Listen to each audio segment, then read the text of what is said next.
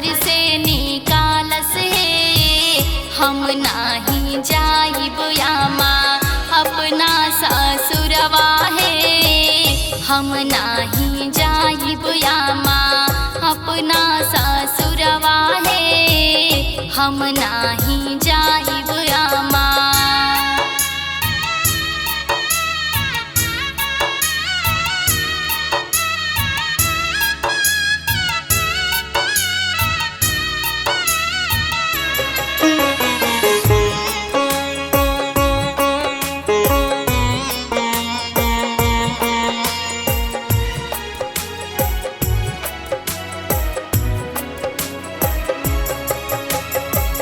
खाना न खाए देहा साथ में से छीना, ना जरी से दूर हो जोई है बस कहा।